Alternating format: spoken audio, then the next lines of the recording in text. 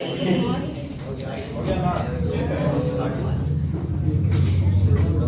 Morning बच्चों। आप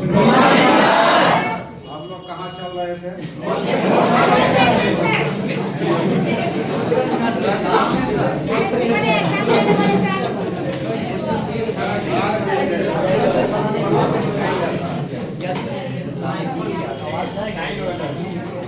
mall fraction पढ़ रहे थे ना? आप लोग को मॉल फ्रैक्शन के बाद क्या है? नॉर्मलिटी है। तो नॉर्मलिटी पढ़ने से पहले कुछ बात को जानना पड़ेगा, सब समझ में आएगा। तो क्या बात है? तो हेडलाइन में लिखो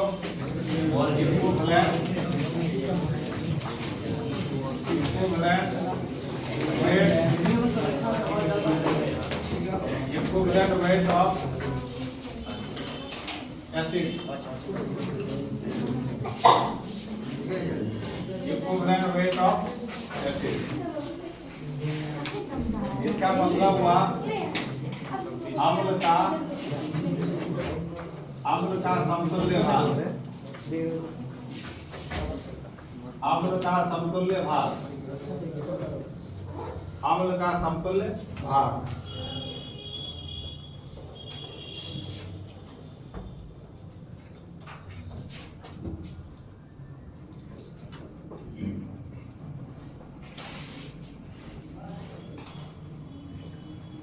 अम्ल का समतुल्य भार। अब सबसे पहले यह जानना है कि जितना भी रासायनिक पदार्थ होता है ना, तो मुख्यतः 3 जाति का होता है, अम्ल, क्षार और लवण। नाम सुने ना? Acid, base and salt. तो अम्ल, क्षार और लवण का पहचान कैसे होता है? तुम लोग जानता होगा, अम्ल स्वाद में खट्टा होता है और क्षार स्वाद में कड़वा होता है, तीखा जिसको बोलते हैं। और लवण स्वाद में क्या होता है? नमकीन होता है। तो एग्जाम में तो तुमको चखने नहीं ना देगा। एग्जाम में कैसे पता करोगे कौन अम्ल है, कौन क्षार है, कौन लवण है? तो जनरली सामान्य नियम हम बता रहे हैं, वैसे तो बहुत सारा अलग अलग कहीं भी आ जाता है। तो जो मेन नियम है उसको हम बताते हैं, जो लगभग हर जगह लागू हो जाएगा। जैसे तुम्हारा H2SO4, HCl, HNO3, H2CO3, H3PO4, ये सारे पदार्थ के शुरू में देखो हाइड्रोजन है लगा हुआ। तो जिसका शुरू में हाइड्रोजन लगा रहेगा वो सारे अम्ल होता है। इसका नाम सल्फ्यूरिक अम्ल, हाइड्रोक्लोरिक अम्ल, नाइट्रिक अम्ल, कार्बोनिक अम्ल, फास्फोरिक अम्ल। तो जिसका शुरू में हाइड्रोजन लगा रहेगा वो सारे समझ गए? उसके बाद जैसे NaOH, KOH, CaOH2, AlOH3, NH4OH। देखो सारे के लास्ट में OH है। तो ये सारे क्या होगा? क्षार। इसका लास्ट में OH लगा रहेगा, क्षार रहेगा। ऑर्गेनिक कंपाउंड्स को छोड़कर ये सारे इनऑर्गेनिक कंपाउंड्स है। जैसे एक ऑर्गेनिक कंपाउंड है तुम्हारा C2H5OH, इसका भी लास्ट में OH है, तो ये भी क्षार होना चाहिए। नहीं, ये ऑर्गेनिक कंपाउंड्स का अलग नियम कानून है। समझ गए? तो हम लोग फिजिकल केमिस्ट्री में पढ़ रहे हैं, तो फिजिकल में इनऑर्गेनिक का थोड़ा यूज हो रहा है यहाँ पर। ये सब इनऑर्गेनिक कंपाउंड्स है। ये वास्तव में अम्ल ही होता है। अल्कोहल पढ़ेंगे ऑर्गेनिक केमिस्ट्री में, अल्कोहल अम्ल का जाति होता है। अब कैसे अम्ल होता है सब सीखेंगे आगे। तो अब ये तुम्हारा क्या है? अम्ल है। ये सारा क्या है? क्षार है। अब जैसे NaCl, KCl या K2SO4 या Al2SO4 तो देखो इन सब में ना H है ना OH है, H है ना OH कहीं है? ये सारे लवण होता है। जो भी लवण होगा इन सब का स्वाद नमकीन होगा। सारा का स्वाद क्या होगा? नमकीन होगा। जो भी क्षार होगा सारा का स्वाद क्या होगा? तीखा। तीखा होगा, तीखा कड़वा। जैसे स्नान हम लोग करते हैं तो कभी कभी साबुन मुंह में चले जाता है, कैसा लगता है? तीखा टाइप का। तो साबुन में यही दोनों चीज रहता है। यह रहता है कपड़ा धोने वाला साबुन में। कपड़ा धोने वाला साबुन में सोडियम हाइड्रोक्साइड रहता है क्षार, और नहाने वाला साबुन में होता है पोटेशियम हाइड्रोक्साइड। पढ़ोगे सर 12th में? मतलब क्या? तो ये तुम्हारा क्या है, मतलब कहने का मतलब था ऑर्गेनिक केमिस्ट्री का लास्ट चैप्टर है, 16 नंबर यूनिट लिखाए थे, उस चैप्टर में सब पढ़ेंगे हम। बनाने साबुन बनाने का विधि पूछा भी है क्वेश्चन साबुन बनाने से, समझ गए ना?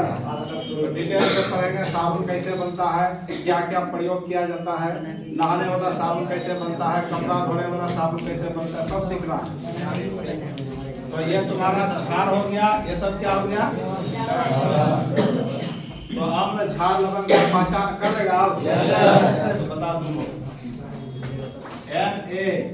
NaHCO3 ये अम्ल है कि लवण है कि क्षार है? क्या है? लवण है। हाइड्रोजन है इसमें लेकिन बीच में है, तो शुरू में रहता तब अम्ल होता, या लास्ट में OH रहता तब क्षार होगा। ये बीच में है तो उसका गिनती नहीं होगा, ये लवण का गिनती होगा। इसका नाम है सोडियम बाइकार्बोनेट। क्या नाम है? सोडियम बाइकार्बोनेट इसका नाम है। इसको खाने वाला सोडा कहा जाता है। पूरी उड़ी बनाने के लिए सोडा डालता है, फूल जाता है, बेकिंग पाउडर, इसको बेकिंग सोडा भी बोलते हैं, समझ गए ना? अब जैसे CuSO4 ये क्या है? ये भी लवण हुआ। ये भी क्या है? लवण है। उसके अलावा Na2SO4 क्या होगा? समझ गए ना? HF क्या होगा? अम्ल होगा। HI क्या होगा? अम्ल होगा, जबकि शुरू में क्या लगा हुआ है? समझ गए? तो अम्ल क्षार लवण समझ में आ गया। अब हम लोग को पढ़ना है अम्ल का समतुल्य भार। ये अम्ल का समतुल्य भार क्या होता है, समतुल्य भार इक्विवेलेंट वेट क्या होता है, इसको समझना है।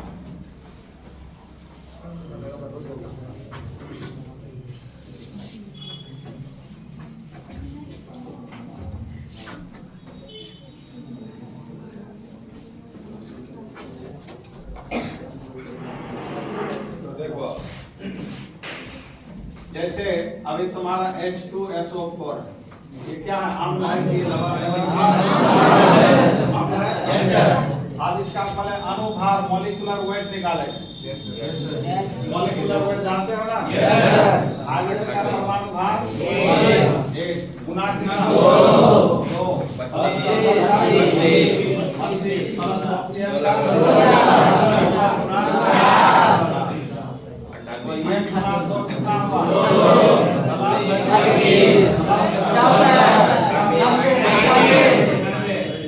ये H2SO4 का क्या निकला?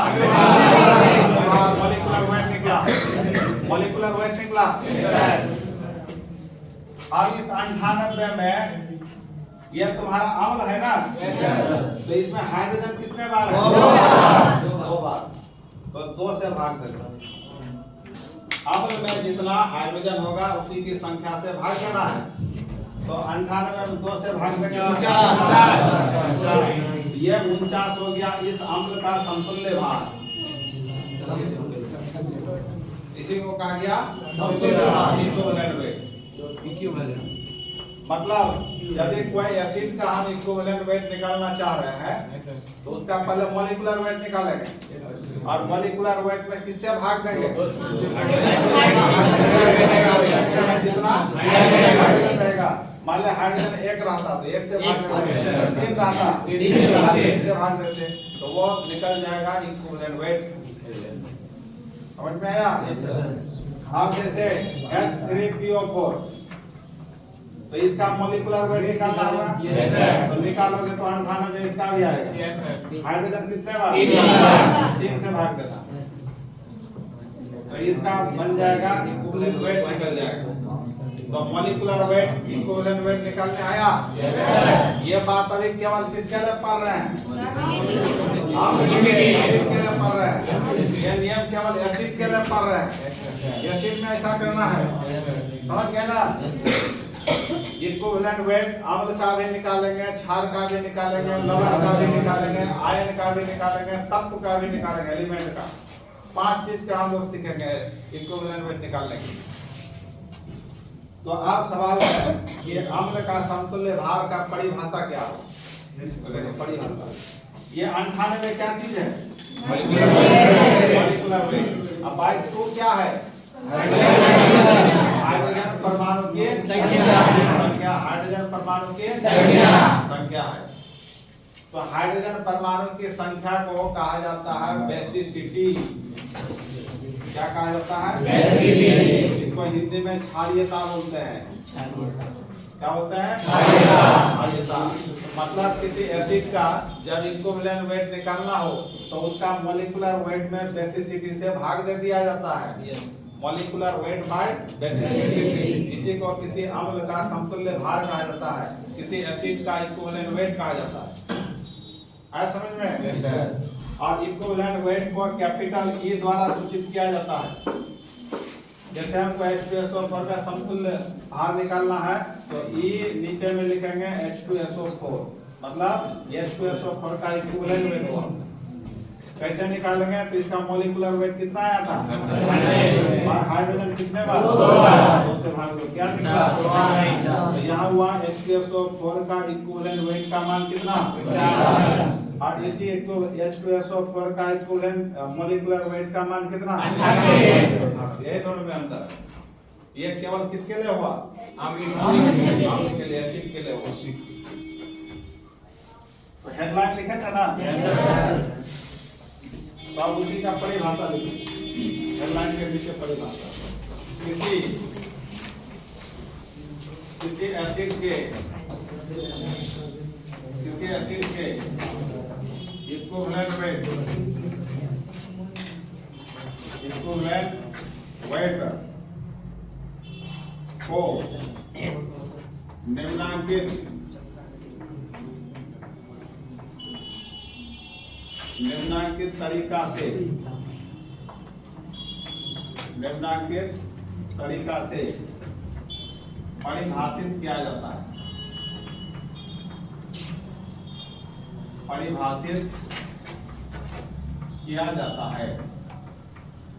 परिभाषित किया जाता है। किसी एसिड के इक्विवेलेंट वेट को निम्नांकित तरीका से परिभाषित किया जाता है। तो लिखेंगे equivalent weight of acid equal to, क्या लिखेंगे? Molecular weight of acid by क्या लिखेंगे? बेसिसिटी।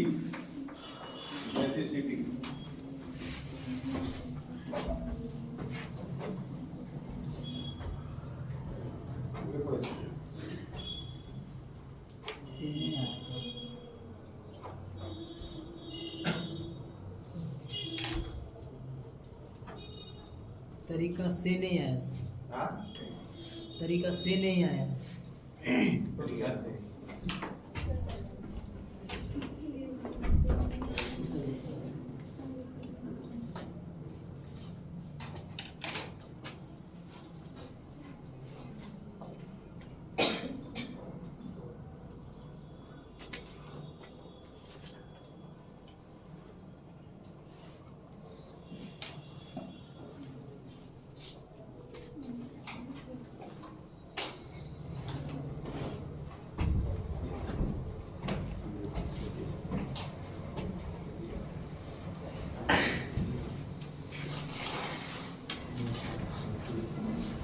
तो एसिड का समतुल्य भार बराबर क्या फॉर्मूला होगा? अब यह बेसिसिटी क्या है इसका परिभाषा लिख लो। याद है इसको? तो अब लिखो बेसिसिटी।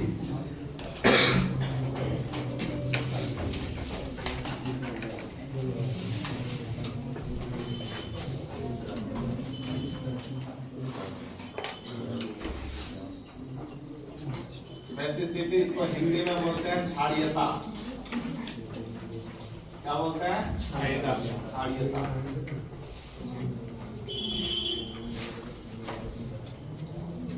तो बेसिसिटी हमेशा किसी एसिड का निकलता है। देखो उल्टा है यहाँ पर, बेसिसिटी हमेशा किसका निकलेगा? एसिड का निकलता है। समझ गए? ऐसा क्यों? देखो जैसे तुम्हारा NaOH है, ठीक है, इसको हम HCl से अभिक्रिया करा रहे हैं, तो ये तुम्हारा क्षार है ना, और ये क्या है? अम्ल है, मतलब एसिड है और बेस है। तो अब ये रिएक्शन करेगा, तो देखो यहाँ ये NaOH है ना, Na प्लस में OH माइनस में छुपा रहता है, और यह Cl H प्लस में Cl माइनस में छुपा रहता है। जब दोनों को मिला दिए हैं तो इसका प्लस वाला हिस्सा इसके माइनस से मिलता है, और इसका प्लस वाला इसके माइनस से मिलता है। तो बताओ क्या क्या बना?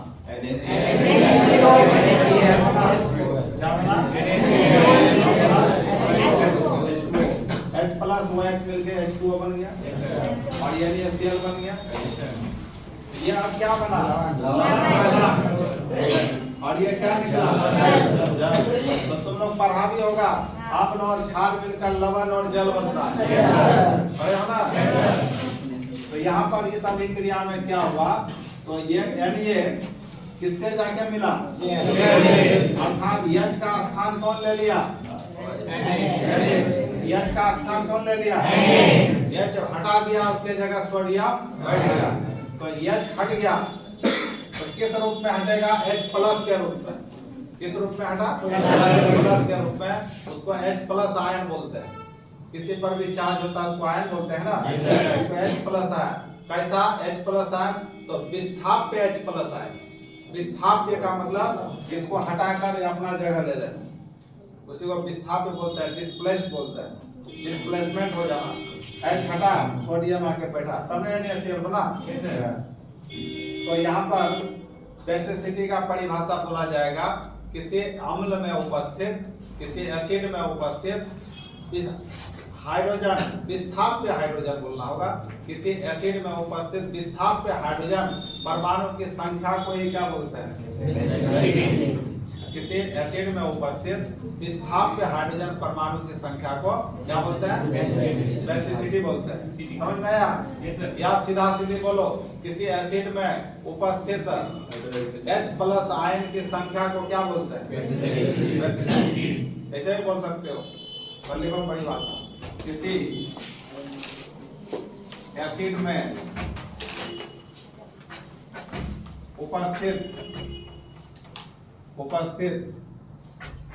विस्थाप्य हाइड्रोजन परमाणु, इसी को ब्रैकेट में हम लोग लिखेंगे H प्लस आयन की संख्या को क्या बोलते हैं? बोलिए, बेसिसिटी कहा जाता है। बेसिसिटी कहा जाता है।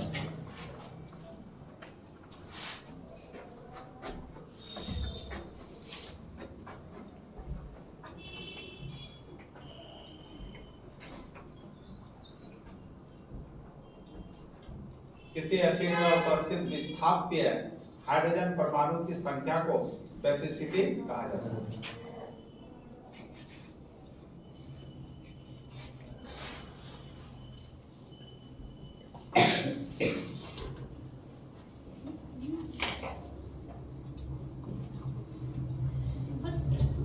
हो गया? बोलो। अब सुनो, अब हम बोले कि एसिड के लिए बेसिसिटी प्रयोग क्यों किया? देखो, ये तुम्हारा एसिड है ना, और ये क्या है? बेस है। ये बेस है ना, तो ये बेस का ही ना सोडियम जाकर के H को हटा दिया, बेस का ही ना सोडियम जाके H को हटा दिया, इसलिए नाम पड़ा बेसिसिटी। बेसिसिटी बेस के द्वारा हाइड्रोजन का विस्थापन हुआ, नहीं हुआ? इसलिए क्या नाम पड़ा? आया समझ में? तो बेसिसिटी का क्या परिभाषा हुआ आपका?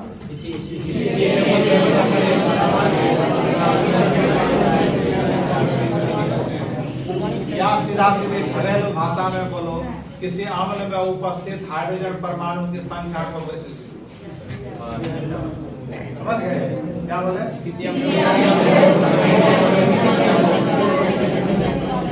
आप इसका एग्जाम्पल जैसे E लिखा रहेगा HCl, इसका हमको क्या निकालना है?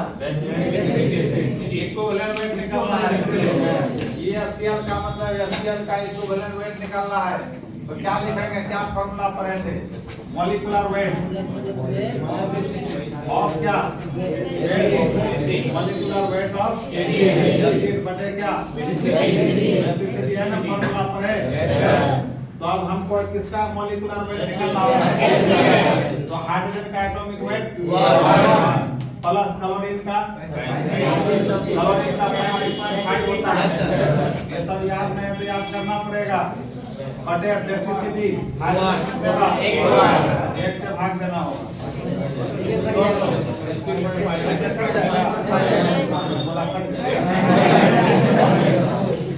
35.5 प्लस 1 कितना हुआ? 1 कितना हुआ? 35.5। मतलब HCl का हमको इक्विवेलेंट वेट कितना निकला? अब यहाँ बता सकते हैं HCl का मॉलिक्यूलर वेट भी इतना है और इक्विवेलेंट वेट भी इतना है, दोनों बराबर है ना। तो किसी भी एसिड का इक्विवेलेंट वेट मॉलिक्यूलर वेट बराबर कब हो सकता है? हाइड्रोजन एक ही बार रहेगा। समझ गए ना? बता दो, किसी भी एसिड का मॉलिक्यूलर वेट इक्विवेलेंट वेट बराबर हो जाता है कब? जब हाइड्रोजन रहेगा।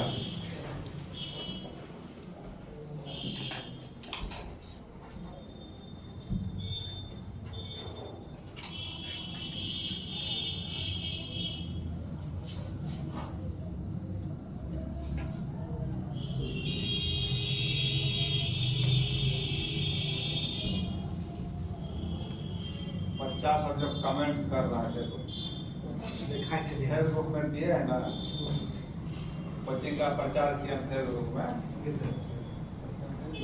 सब लिखा है, कमेंट्स किया है। One of the best coaching institute of Katihar for chemistry in Katihar. Really miss your class sir. यही केमिस्ट्री क्लास मेरा बीपीएससी निकाला। Chemistry top chemistry Katihar top chemistry class by SB Yadav sir. Sir आपका बहुत याद आ रहा है।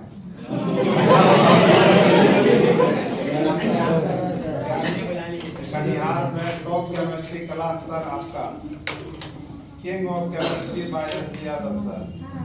किंग ऑफ कटिहार का top chemistry class by SB Yadav sir.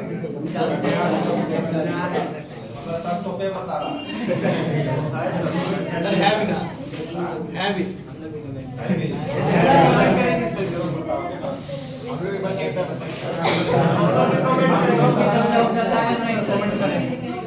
जो ढंग से पढ़ लेता है ना, उसका केमिस्ट्री आगे कभी दिक्कत नहीं होगी।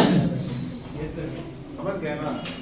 कोई भी कंपटीशन में जाओगे तो केमिस्ट्री लगभग पूछता ही है, कभी दिक्कत नहीं होगी। तो ये हो गया तुम्हारा क्या? बेसिसिटी हो गया। तुम इसका निकालो E H2SO4 का क्या निकालोगे?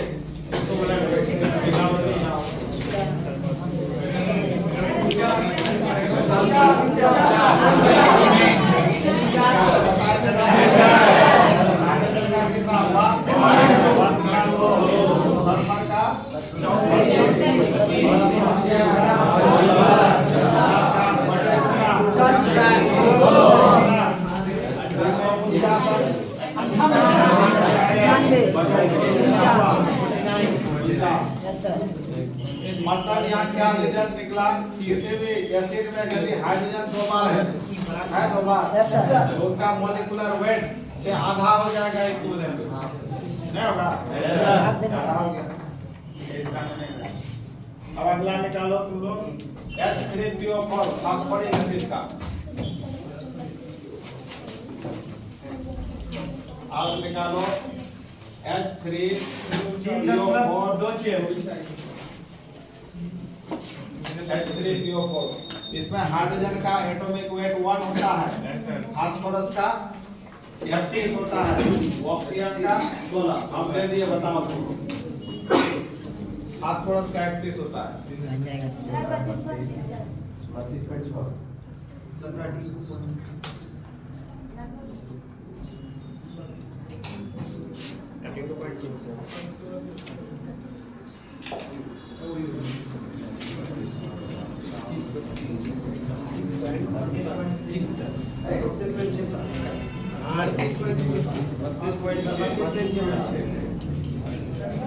क्या हो गया?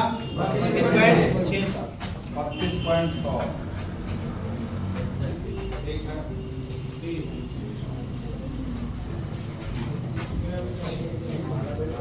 तो हाइड्रोजन का कितना परमाणु भाग? 1 गुना 3 प्लस फास्फोरस का 31 प्लस ऑक्सीजन का 16 गुना 4 बटे हाइड्रोजन कितने बार? 3 से बेसिसिटी 3 हो गया। हाइड्रोजन कितना वह इसका बेसिसिटी होता है, समझ गए ना?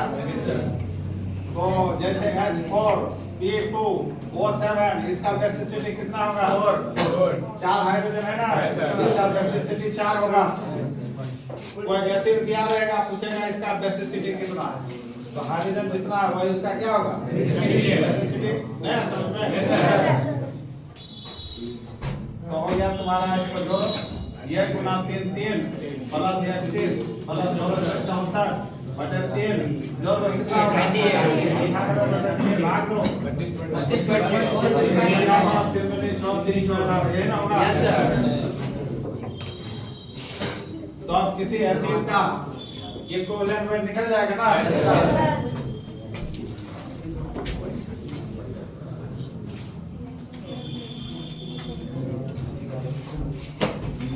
तो आप लिखो इसी तरह बेस का निकालना है इक्विवेलेंट वेट। हेडलाइन में लिखो इक्विवेलेंट वेट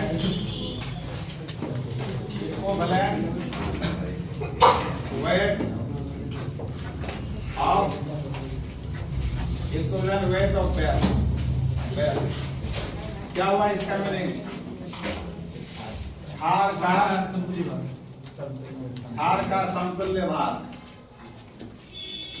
क्षार का समतुल्य भार, इक्विवेलेंट वेट ऑफ एसिड। क्षार का समतुल्य भार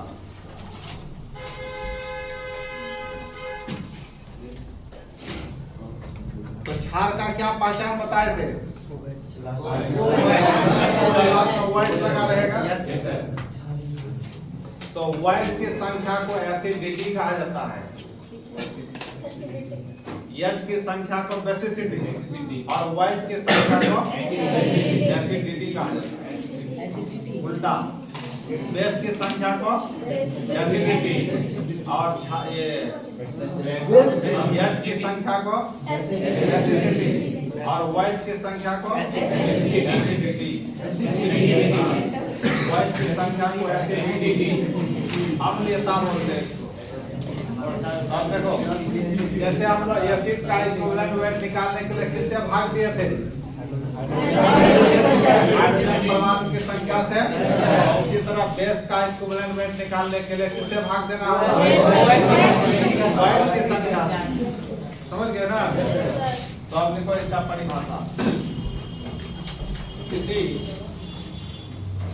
बेस के इक्विवेलेंट वेट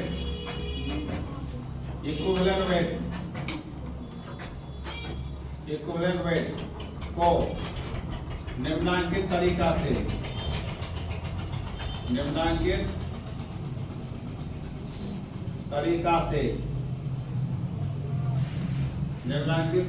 से परिभाषित किया जाता है।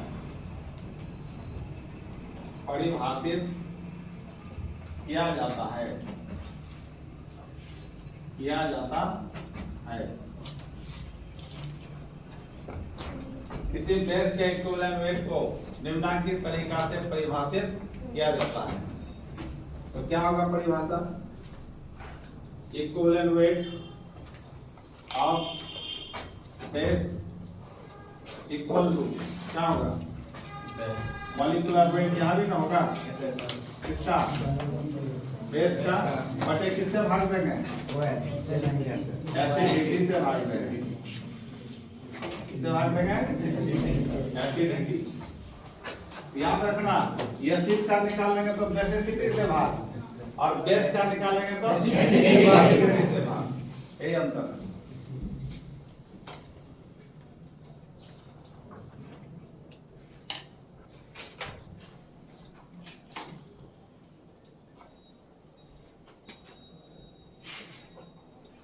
बेसिसिटी जो अभी पढ़े उस पर भी ऑब्जेक्टिव में क्वेश्चन आया है।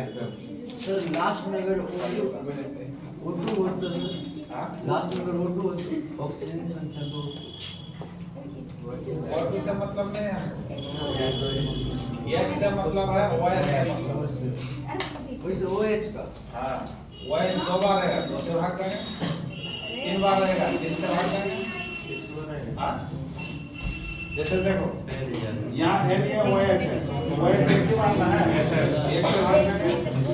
CaOH बोल टू OH कितने बार है? 2 से भाग देंगे, 3 बार, 3 बार समझ गया है? H2 का संख्या हाँ, OH का संख्या हाँ, ये OH जो लगा हुआ है ना, मतलब OH 2 बार एसिडिटी। हाँ, एसिडिटी क्या? एसिडिटी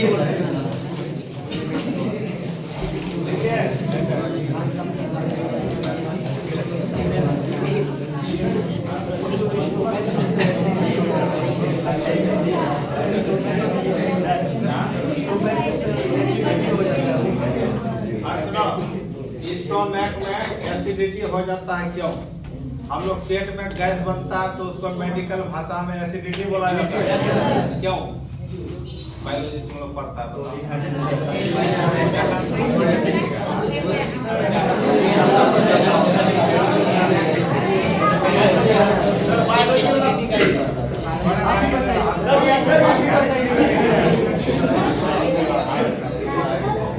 आप लोग का पेट में HCl एसिड मिलता है, सबके पेट में HCl एसिड होता है। जब HCl का मात्रा, जैसे कोई भूखा है तो HCl निकलते रहता है ना अपने आप, HCl सिक्रेट होते रहता है, सिक्रेशन होते रहता है। तो जब खाना नहीं खाएगा तो उसको बाहर से कुछ मिलेगा नहीं, तो उसका मात्रा बढ़ने लगता है, तो एसिड का मात्रा बढ़ेगा तो पीएच मान क्या होने लगता है? घटने लगता है। तो पीएच मान घटेगा तो गैस बनने लगता है, गैस बनने लगता है, तो उसी का नाम है एसिडिटी। HCl तुम्हारा एसिड ना है, इसलिए नाम पड़ता है, H+ आयन का संख्या बढ़ने लगता है, इसलिए एसिडिटी नाम पड़ा। अम्लता, गैस बना है, एसिड के कारण एसिडिटी नाम पड़ा, समझ गए? तो यहाँ भी है, जैसे तुम्हारा अभी यहाँ पर क्या था? HCl था और प्लस क्या था? रिएक्शन करके क्या बनाया था? बनाया था। देखो यहाँ तुम्हारा H+ Cl- Na- यहाँ पर H+ किससे मिला था? अर्थात H का विस्थापित किसको किया? समझ आ गया? OH बनाया, तो एसिड वाला पार्ट जाके इससे मिलाना, इसलिए नाम पड़ा एसिडिटी। बेस वाला भी देखे थे इधर से, बेस वाला के कारण नाम था बेसिसिटी, और एसिड वाला भी तो इसके कारण होगा, इसलिए नाम पड़ा एसिडिटी। है समझ में? तो एसिडिटी का परिभाषा क्या होगा? कितना क्या परिभाषा? आप देखो ये NaOH किसमें टूटा था? Na+OH, तो OH माइनस की संख्या को ही क्या बोलते हैं? एसिडिटी। किसी बेस में उपस्थित OH माइनस की संख्या को ही क्या बोलते हैं? एसिडिटी। H प्लस आयन की संख्या को बेसिसिटी, OH माइनस की संख्या को एसिडिटी। यह इसका एसिडिटी का परिभाषा हुआ। क्या हुआ एसिडिटी का परिभाषा बताओ? आप लिखो एसिडिटी का परिभाषा, इसको बोलते हैं अम्लता। अम्लता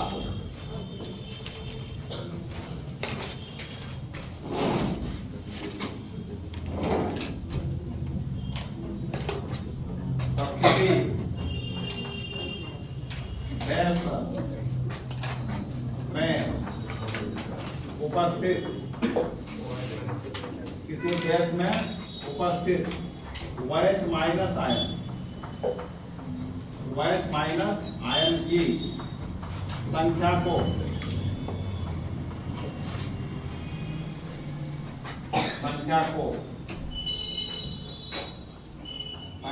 क्या कहा जाता है? एसिडिटी कहा जाता है। एसिडिटी कहा जाता है।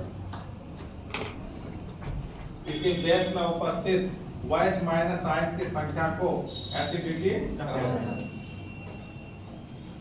अब जैसे तुमको एग्जाम्पल में देते हैं हम, जैसे यानी ये OH है तो इसका एसिडिटी कितना होगा बोलो? 1 होगा। एसिडिटी के लिए क्या देखना है? एक ही बार है, एसिडिटी 1 हुआ। अब CaOH all 2, इसका एसिडिटी कितना? 2। इसका एसिडिटी 2 है। समझ गए ना एसिडिटी क्या है? अच्छा, जैसे तुम्हारा H3PO4, इसका एसिडिटी निकलेगा कि बेसिसिटी? बेसिसिटी कितना होगा? 3 होगा।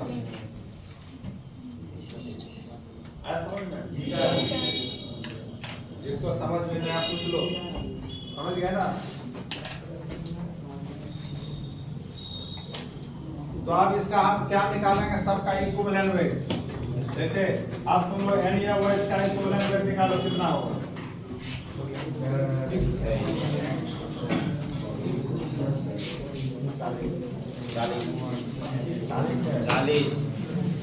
40 होगा ना?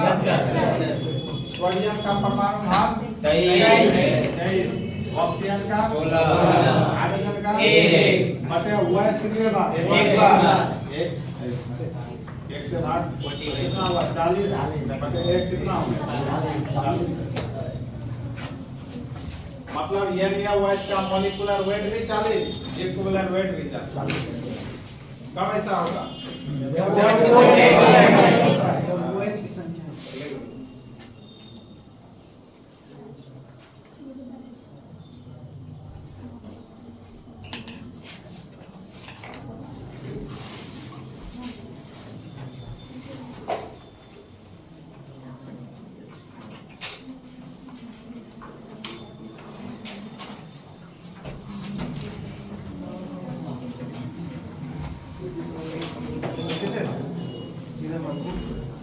आप निकालो तुम लोग इक्विवेलेंट वेट किसका? CaOH all 2 का कैल्शियम हाइड्रोक्साइड का निकालो। CaOH all 2 को क्या कहा जाता है? कैल्शियम हाइड्रोक्साइड बनाता है।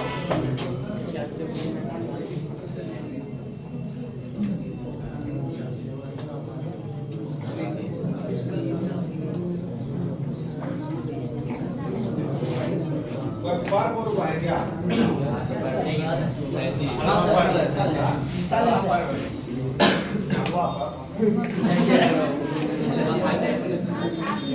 समय बड़ा है।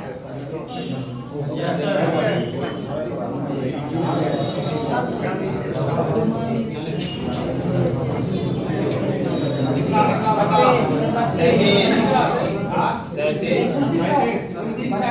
37 लगा। ये सर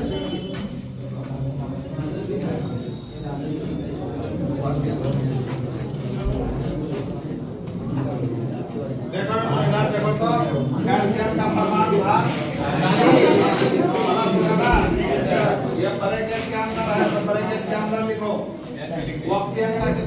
16 प्लस देखो बीच में हाइड्रोजन का 1। अब पूरे के साथ क्या है भाग 2 है ना, पूरे के साथ 2 से गुना करना होगा। बटे कितना 2। इसका एसिडिटी कितना है 2 से भाग देना होगा। तो अब ऐसे मत करना 2 तो कट जाएगा। तो यहाँ 40 अब प्लस 16 या 17 में 34 बटे कितना 2 कितना हुआ 14 बटे कितना 2 तो 2 दिया 6 2 साथ है 35 हो गया।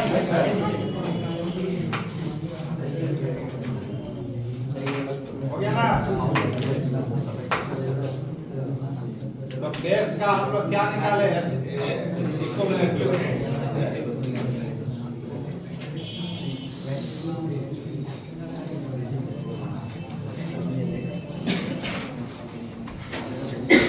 अब इसी तरह लवण का निकालना है। लवण का कोई लवण का समतुल्य भार निकालना है। निकालना इसको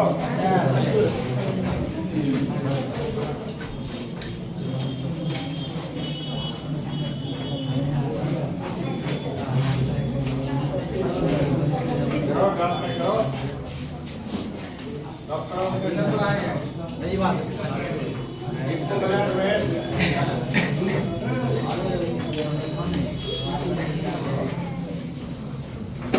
अब साथ ना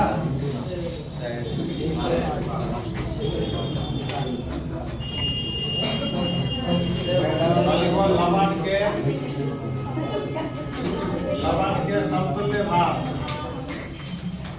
लवण के समतुल्य भार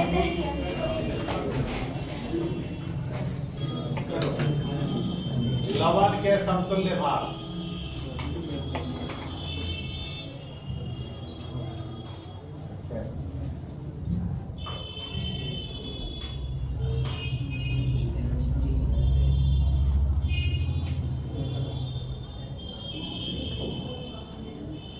equivalent weight of salt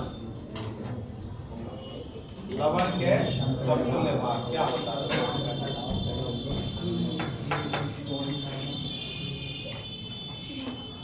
तो कोई लवण क्या पहचान लोगे ना जैसे लिखना मत देखो पहले जैसे तुमको NaCl का क्या निकालना है इक्विवेलेंट वेट ये लवण ना हुआ तो पहले इसका मॉलिक्यूलर वेट निकालना होगा। तो मॉलिक्यूलर वेट के लिए सोडियम का परमाणु भार प्लस क्लोरीन का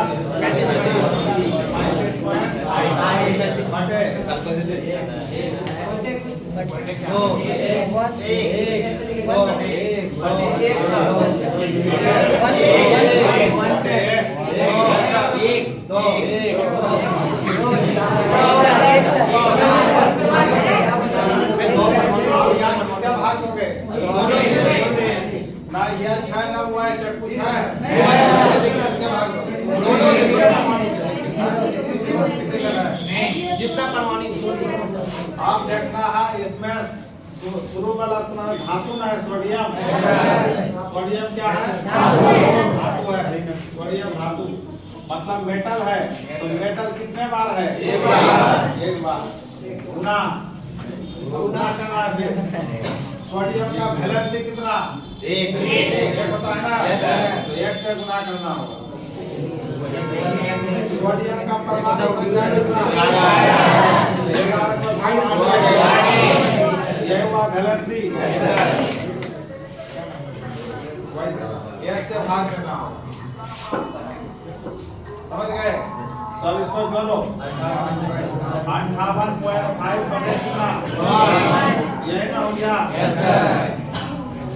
तो मतलब किसी लवण का किसी साल का इक्विवेलेंट वेट निकालना हो तो उसका मॉलिक्यूलर वेट में किससे भाग देंगे मेटल की संख्या से और उसका वैलेंसी से गुणा करके मेटल की संख्या उसका वैलेंसी से गुणा करके भाग दिया जाता है।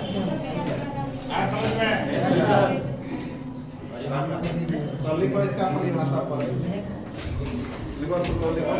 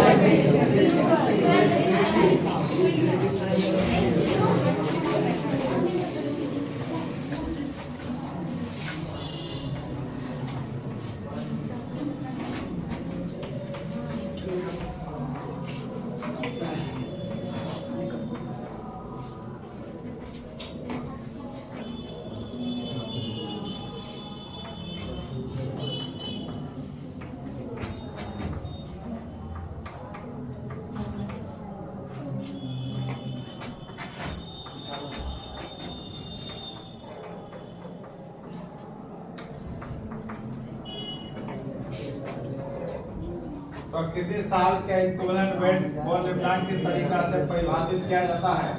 तो लिखेंगे इक्विवेलेंट वेट ऑफ साल इक्वल टू क्या होगा बोलो, मॉलिक्यूलर वेट ऑफ साल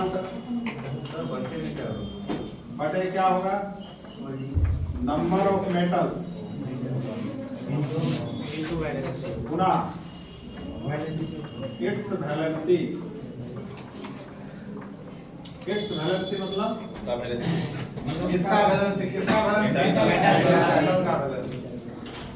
नंबर ऑफ मेटल, मेटल की संख्या हो गया और गुना इट्स वैलेंसी मतलब उसी मेटल का वैलेंसी गुना करना है। ये तुम्हारा निकल गया इक्विवेलेंट वेट ऑफ साल का फॉर्मूला। बड़ी भाषा हो गई।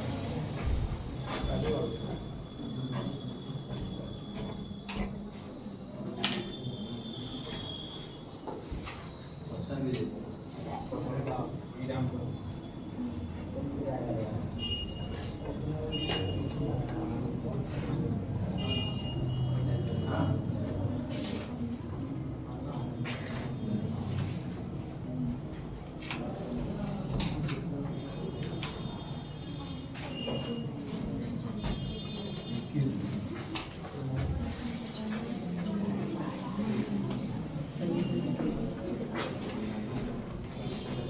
इसमें जैसे एग्जाम्पल है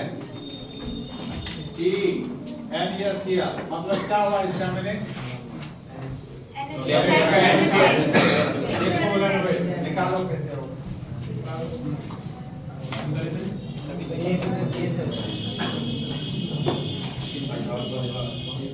NaCl का इक्विवेलेंट निकालो। 40 होगा। सोडियम का कितना है?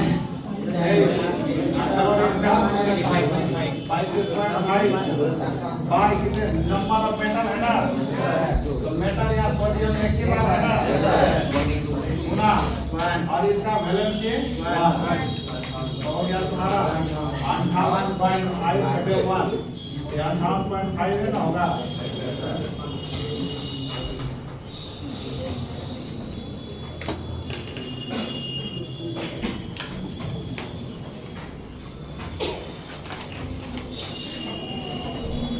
और जैसे तुम्हारा इक्विवेलेंट वेट ऑफ Na2CO3 का नाम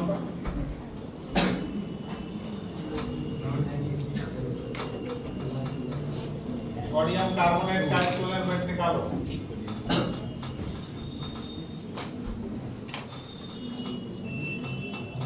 सोडियम कार्बोनेट का इक्विवेलेंट वेट निकालो Na2CO3।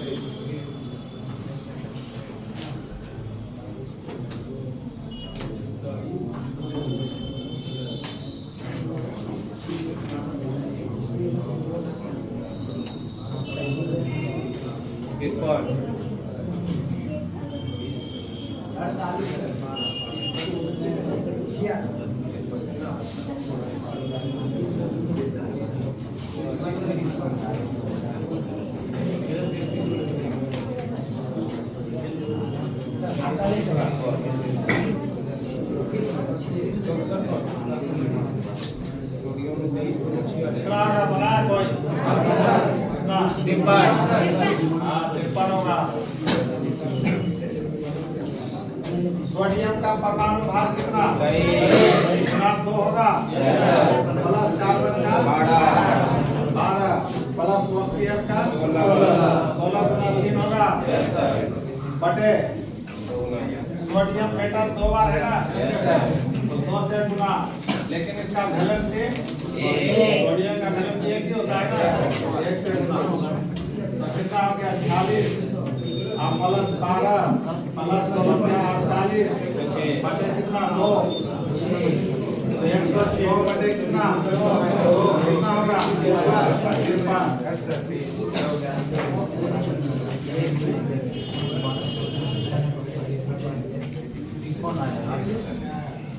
ये सब उसी से निकलेगा जिसको परमाणु भार याद है।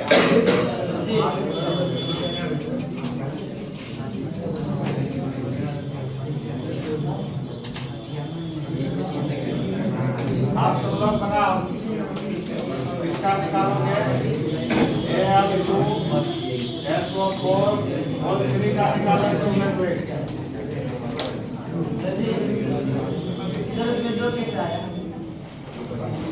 सोडियम कितने बार है? 2 बार। 2 बार।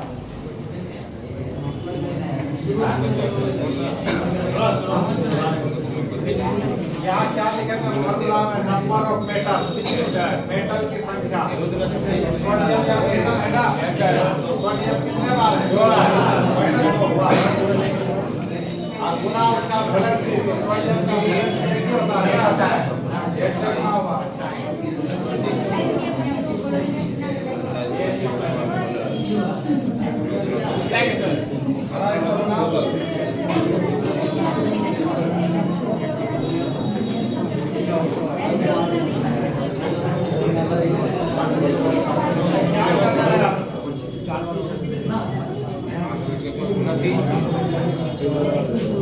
अपना काम बना रहे क्या? अपने आप को बता, अपने आप बना।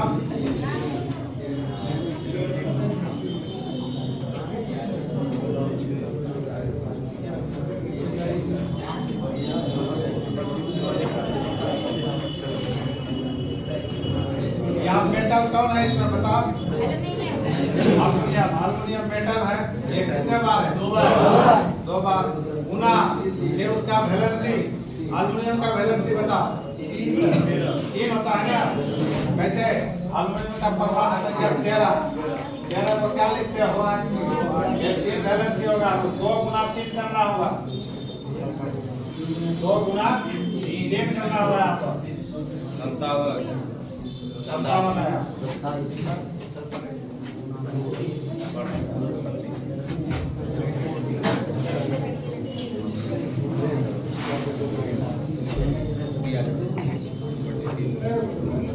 बनाते हैं हम अल्युमिनियम सल्फेट। अल्युमिनियम सल्फेट का क्या निकालना है? बोलो। तो अल्युमिनियम का परमाणु भार कितना? 27। गुना कितना? प्लस ब्रैकेट के अंदर है ना, तो सल्फर का कितना? 32। प्लस ऑक्सीजन का 16 गुना 4 और गुना कितना होगा? 1। बाहर में 3 से गुना बटे किससे भाग देंगे? मेटल की संख्या मेटल 2 बार है ना, तो गुना कितना? 3। हारमोनियम का वैलेंसी 3 होता है तो 3 से गुना करना होगा। अब इसको 27 गुने 54 प्लस ब्रैकेट के अंदर 32 प्लस कितना? 74 और गुना कितना? 3 बटे कितना हो गया? 9 हुआ। ऐसा मत करना 3 कट गया। यहाँ पर 54 आप प्लस आ गए 96 गुना कितना? 3 बटे कितना? 6। तो जोड़ो 54 प्लस छोटिया 18 हासिल 1 नोटिया 27 1 28 बटे 6 कितना हुआ? 8 4 12। उसके बाद 8 5 13 1 14 2 1 3 342 बटे 57 30 होगा। 4 2 7 हो गया 57 है।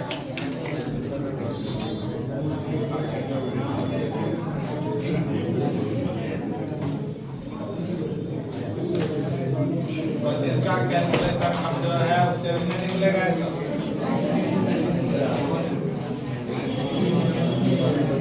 तो हम लोग क्या क्या जिसका इक्विवेलेंट निकालना सीखे?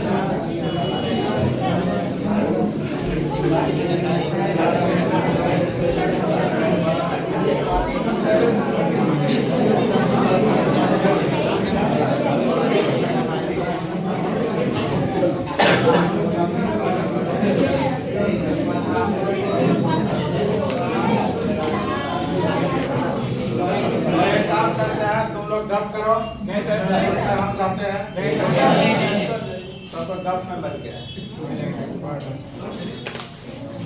पढ़ाने में कोई मीनिंग है तो क्या लिखे हैं? तो क्या हुआ इसका मीनिंग? आयन का समतुल्य भार। आयन का समतुल्य भार।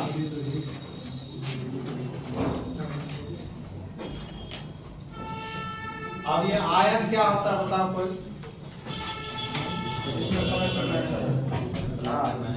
मतलब जिस किसी पर प्लस या माइनस चार्ज होता है उसी को आयन बोलते हैं। क्या होता है? क्या कर रहा है जी पीछे में?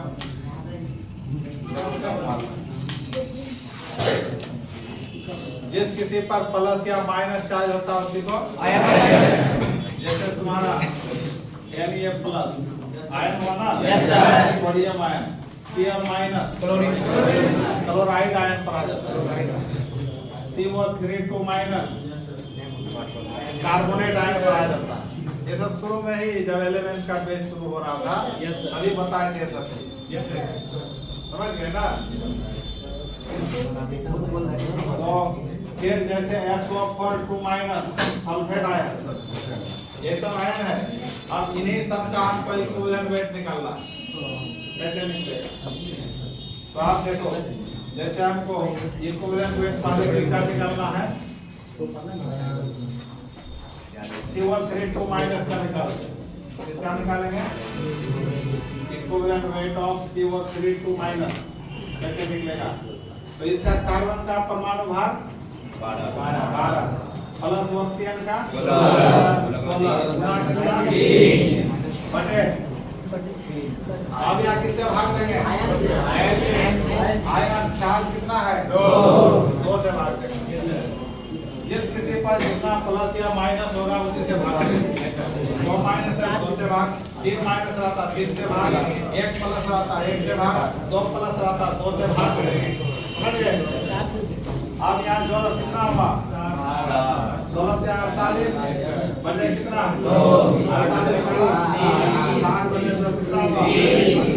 30 हुआ कार्बोनेट आयन का इक्विवेलेंट वेट। अब इसका परिभाषा क्या होगा? तो देखो ये 60 क्या चीज है इसका? तो यहाँ मॉलिक्यूलर वेट कहना उचित नहीं है।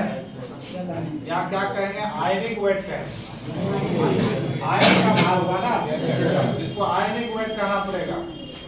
आयनिक weight by number of charge. टू क्या है? नंबर ऑफ चार्ज, चार्ज का संख्या। ये 60 क्या निकला है? आणविक भार, सॉरी आयनिक भार निकला है। इसको हिंदी में बोलते हैं आयनिक भार, क्योंकि आयन का भार है। और पीछे हम लोग किसका निकाल रहे थे? Molecule. CaOH whole plus molecule था, इसमें मॉलिक्यूलर भार का अनुभार मॉलिक्यूलर वेट। ये तुम्हारा आयन है, इसलिए आयनिक वेट कहा जाएगा यहाँ पे। तो आयनिक वेट बाय कितना हो जाएगा? तो इसलिए आप बोल सकते हैं किसी आयन के इक्विवेलेंट वेट को निम्नलिखित तरीका से परिभाषित किया जाता है। क्या होगा परिभाषा? Ionic weight by number of charge. किसी आयन के इक्विवेलेंट वेट को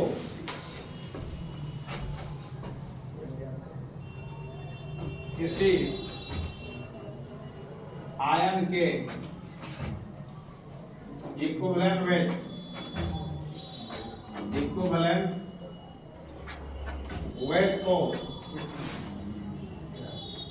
को निम्नलिखित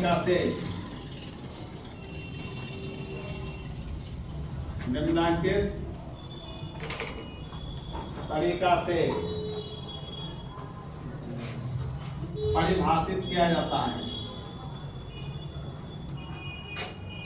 परिभाषित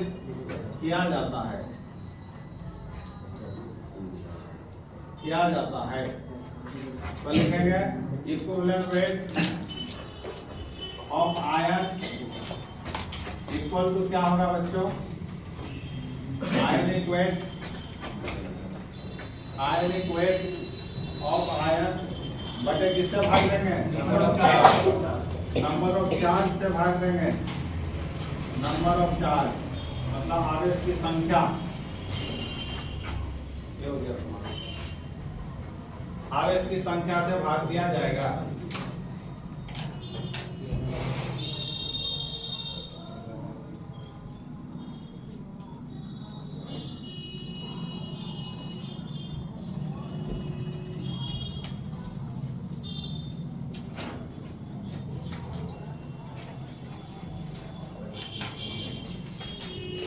और एक क्लास बाद ये टॉपिक जो है ना तुम्हारा खत्म हो जाएगा। ये जो सांद्रता हम लोग पढ़ रहे हैं 10 सांद्रता लिखाए थे ना, और अभी कितना 8 पढ़ रहे हैं।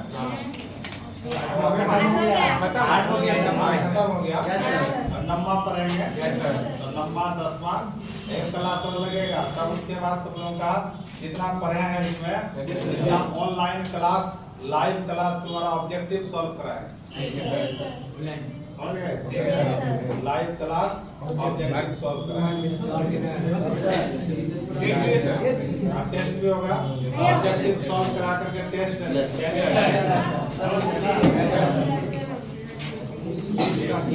और लाइव क्लास में वीडियो अपलोड नहीं करेंगे, सिर्फ जो लाइव में रहेगा वही करेगा। स्कैन से यस सर। टाइम बताएंगे, होगा 8 बजे रात में। 8 के बाद के जो से फ्री हो जाओगे, 7 बजे आ जाओगे, 8 बजे रात में करेंगे। Yes sir. 9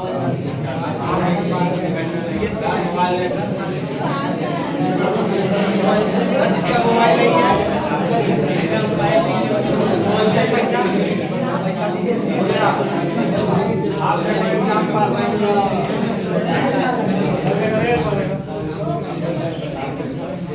इसका बनाम क्या होगा? भाई 30 होगा। इसका इक्विवेलेंट में बनाओ, इक्विवेलेंट 3 होगा।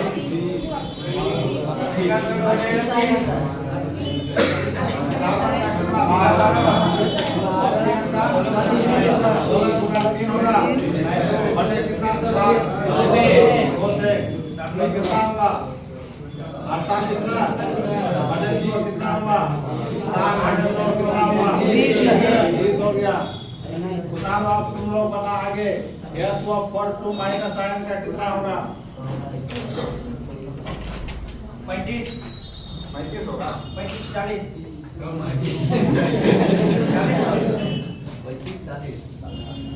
48 यस सर 48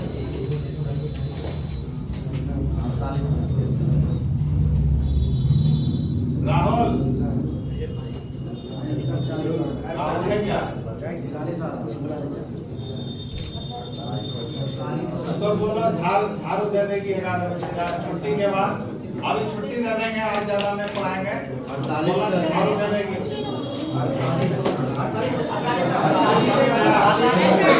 कितना बॉडी का 48 है, हाथ उठाओ। कौन सा बॉडी कहाँ चल गया?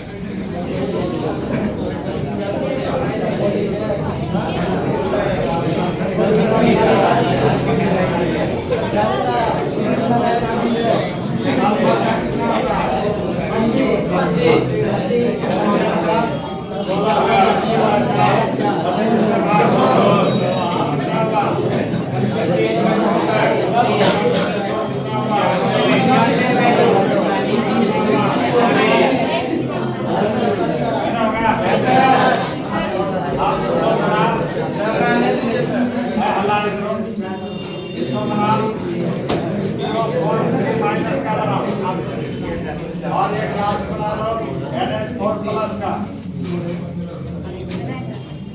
दोनों का बराबर इक्विवेलेंट में कितना होगा?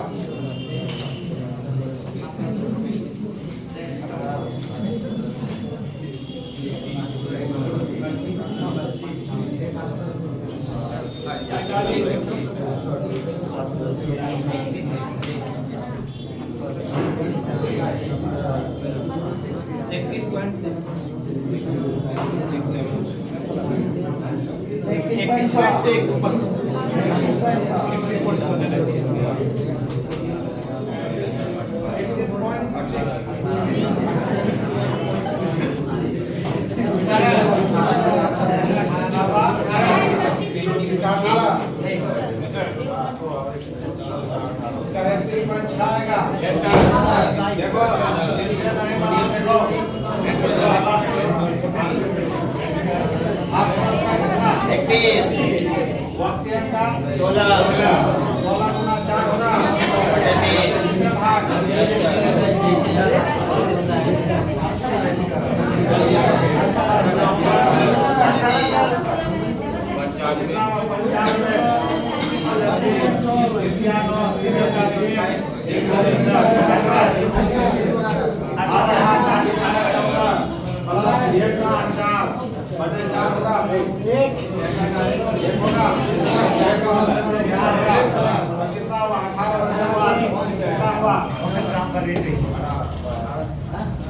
और एक लास्ट बना लो। अभी आयन का निकाले ना, आप किसी एलिमेंट का निकालना, किसी तत्व का। जैसे तुमको पूछेगा कैल्शियम का इक्विवेलेंट वेट कितना हो, कैल्शियम का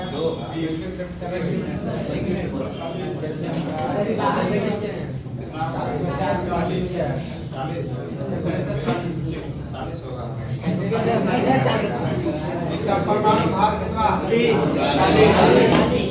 और कैल्शियम का वैलेंसी कितना,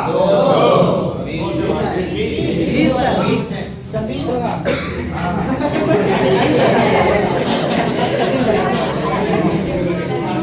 मतलब किसी एलिमेंट का जब इक्विवेलेंट वेट निकालना हो तो उसका एटॉमिक वेट ले लो और इसका वैलेंस ले भाग दो।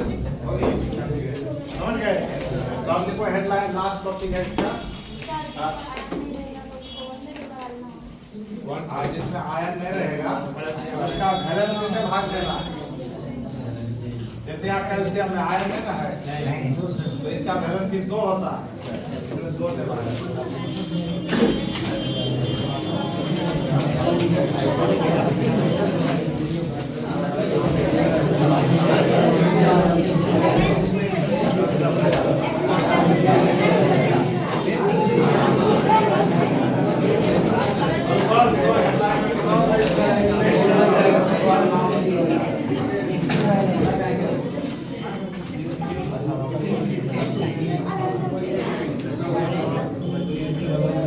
क्या हो गया? तत्व का समतुल्य भार। तत्व का क्या निकाले? समतुल्य भार। तत्व का समतुल्य भार क्या होता है? ठीक है, तो देखो बच्चों, तो आप लिखो परिभाषा, किसी एलिमेंट के इक्विवेलेंट वेट को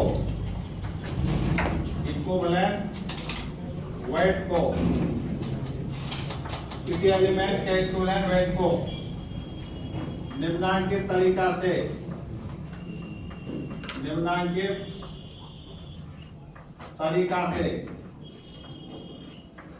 परिभाषित किया जाता है।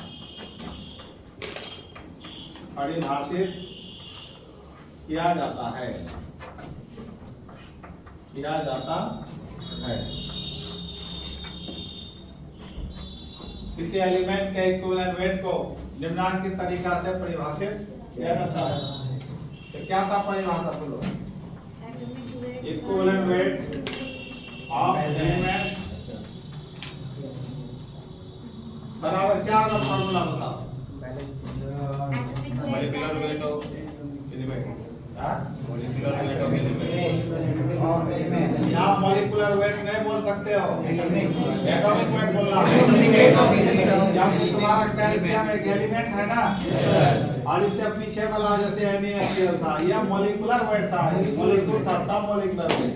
यहाँ कैल्शियम एलिमेंट है ना, तो एटॉमिक वेट लेना होगा। यहाँ पर हो जाएगा एटॉमिक वेट बटे कितना? Valency. Atomic weight by valency, ये हो गया atomic weight by valency.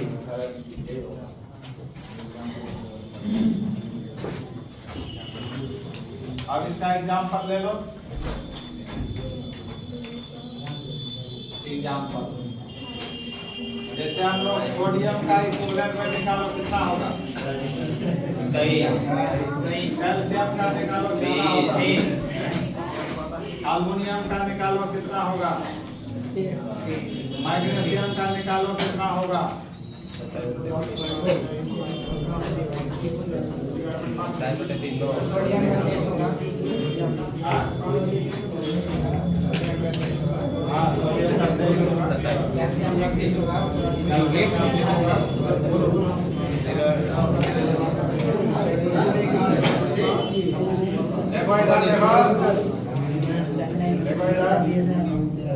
Sodium का एटॉमिक वेट कितना? 1।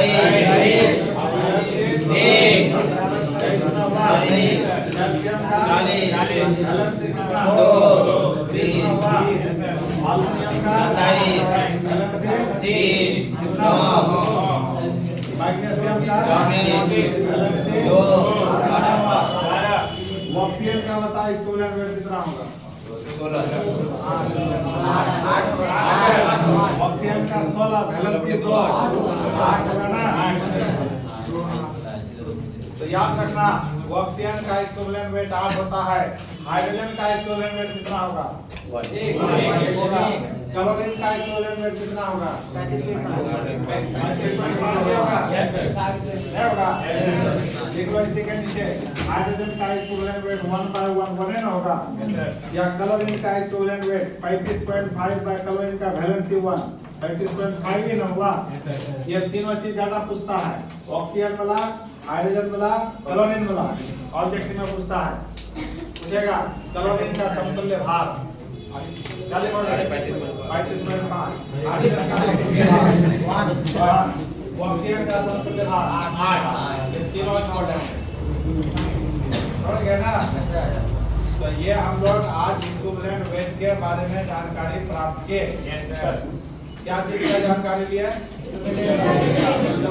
किसका किसका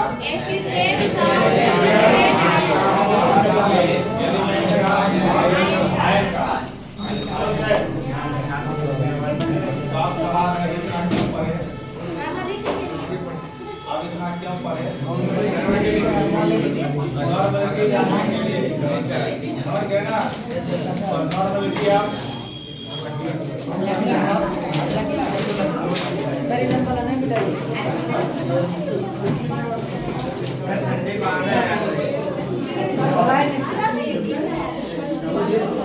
अब ये टर्म है number of gram equivalent, number of gram equivalent.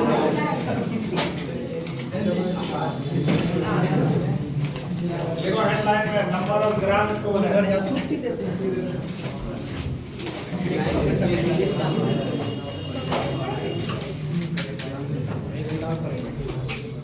क्या लिखा हुआ है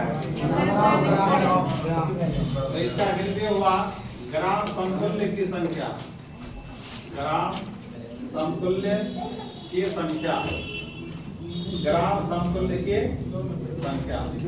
ये लिखो हेडलाइन में।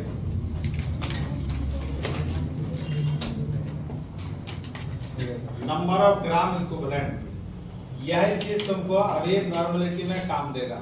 नंबर ऑफ ग्राम इक्विवेलेंट यह चीज कहाँ काम देगा नॉर्मलिटी। तो आप समझना है ग्राम समतुल्य की संख्या क्या होता है। जैसे हम लोग पढ़े थे नंबर ऑफ मोल निकालने का फॉर्मूला, क्या पढ़े थे n बराबर क्या पढ़े थे W बराबर पढ़े थे ना। बोलो ये W क्या है सॉलिड का वेट, और m क्या है मॉलिक्यूलर वेट का ही। उसी तरह नंबर ऑफ ग्राम इक्विवेलेंट का मतलब होता है नंबर ऑफ ग्राम इक्विवेलेंट को शॉर्ट में ऐसे लिखेंगे बराबर होगा W/E। क्या होगा ये W क्या हुआ इन ग्राम, ग्राम में भाग सॉलिड का, ये क्या हुआ सॉलिड का ही इक्विवेलेंट। यही दोनों में अंतर पता चला। अंतर मोल निकालने के लिए W/M करना है, ग्राम में भार जो भी रहेगा 10 ग्राम 30 ग्राम 40 ग्राम उसको ऊपर रखना है, और जिसका भी मोल निकालना होगा उसका अनुभार निकाल देना है।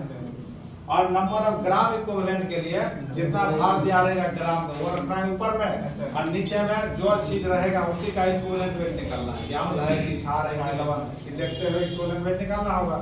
भाग दे दोगे तो क्या निकल जाएगा तो मतलब जैसे हम लोग नंबर ऑफ मोल के जगह W/M लिखते थे, उसी तरह नंबर ऑफ ग्राम इक्विवेलेंट के जगह W/E लिखना है। दोनों में अंतर पता चला।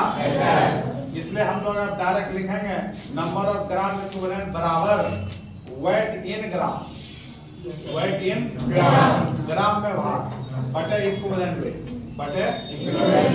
इसलिए यहाँ पर फॉर्मूला हो गया वेट इन ग्राम, वेट इन ग्राम बटे क्या करें इक्विवेलेंट वेट। वेट इन ग्राम को किससे सूचित करे थे आई इक्विवेलेंट वेट को E से, ये हो गया तुम्हारा फॉर्मूला। इसको डाल देंगे।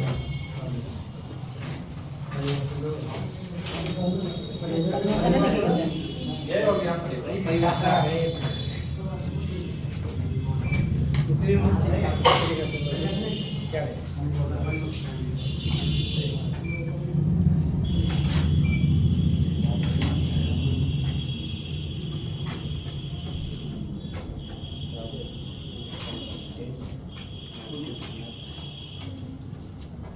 मतलब नीचे में आप लिख सकते हो हिंदी में मोल की संख्या निकालने का सूत्र हम लोग पढ़े हैं हिंदी में। ग्राम में भार बटे क्या पढ़े हम लोग? अनुभार। और जब ग्राम समतुल्य की संख्या लिखा जाए, ग्राम समतुल्य की संख्या लिखा जाए तो क्या होगा बच्चों?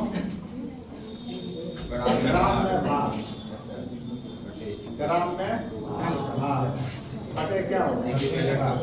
समतुल्य भार, समतुल्य भार। तो यहाँ W बाय क्या लिखेंगे? यहाँ W बाय E।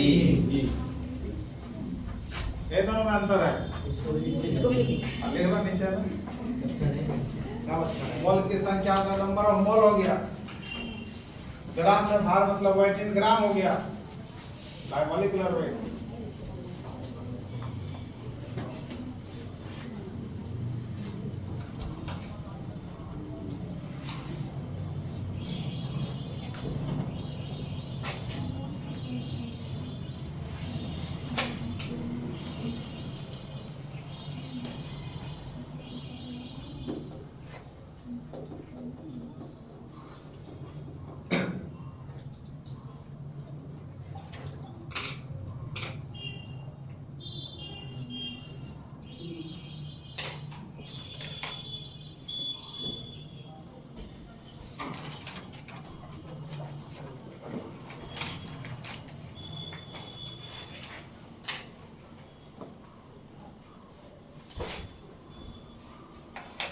तो मोल की संख्या निकालने का सूत्र हुआ ग्राम में भार बटे अनुभार, और ग्राम समतुल्य की संख्या निकालने का हुआ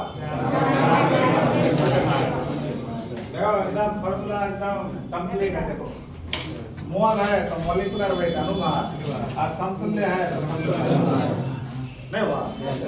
कंफ्यूजन का कोई बात है? और इस पर क्वेश्चन बना लो इस फॉर्मूला में। 1.9 ग्राम ये ग्राम समतुल्य की संख्या याद करें, की संख्या याद करें। 4.9 ग्राम H2SO4 के ग्राम समतुल्य की संख्या ज्ञात करें।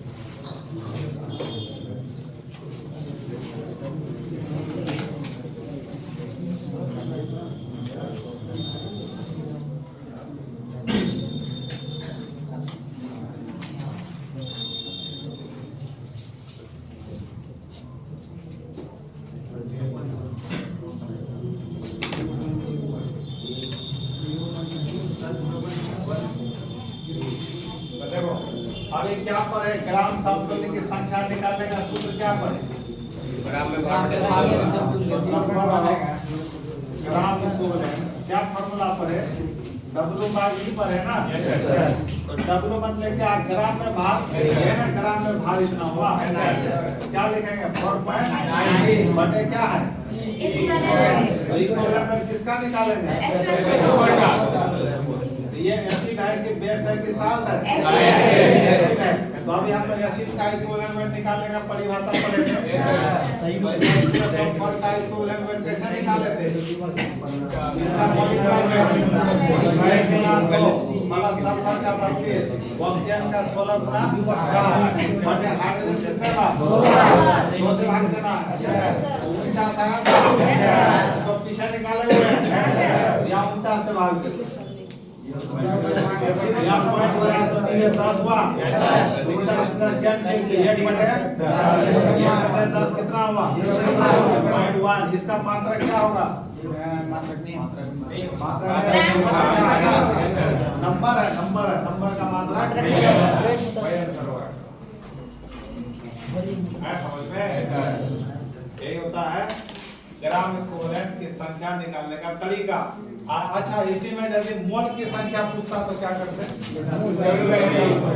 W/m करते और इसका मॉलिक्यूलर वेट 98 आया था ना, इसी से भाग देते हैं।